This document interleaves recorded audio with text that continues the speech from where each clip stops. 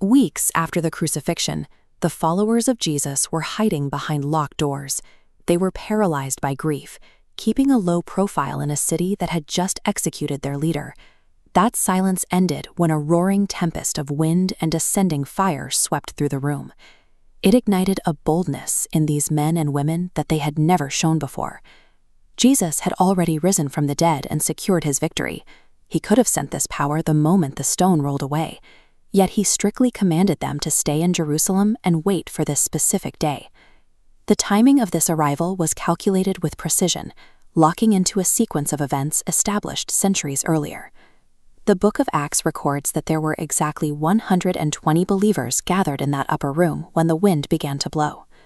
This head count points back to a specific moment in 2 Chronicles chapter 5, the day King Solomon dedicated the first physical temple in Jerusalem. Solomon used exactly 120 priests to blow trumpets in unison. As they made one sound, God's glory descended as a cloud and filled the building. By descending on 120 people rather than a sanctuary, God signaled that his presence had found a new home.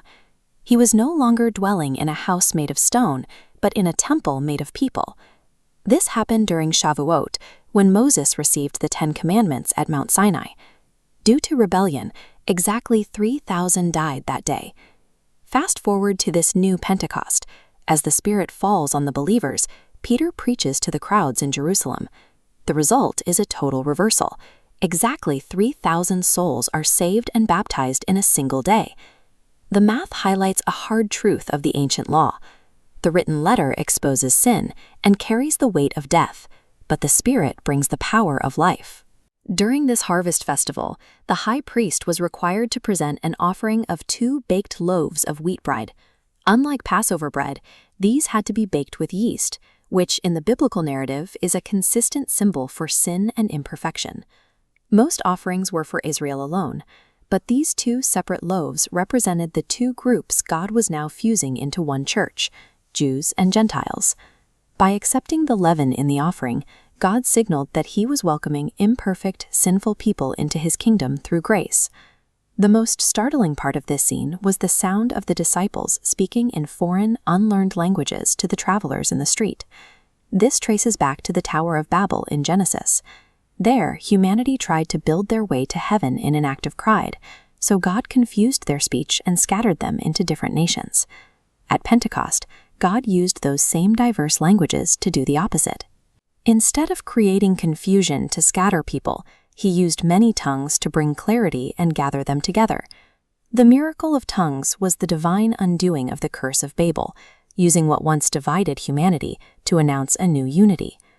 Because this was a pilgrimage feast, Jerusalem was packed with travelers from over 15 nations. After baptism, they immediately carried their new faith back home. Without any logistical planning from the disciples, God launched a global mission trip in a single afternoon because the world was already standing in Jerusalem. These events represent the intersection of agriculture, history, and law, all converging at the exact moment the church was born. In Bethlehem, God walked beside humanity. At Calvary, he died for them. Now, through this arrival, he would live inside them. This same presence is described throughout the New Testament as a gift available to anyone who follows him. Which part of the Pentecost story has the most impact on how you see the Bible? Tell me your thoughts in the comments, and make sure to like and subscribe for more deep dives into the context of Scripture.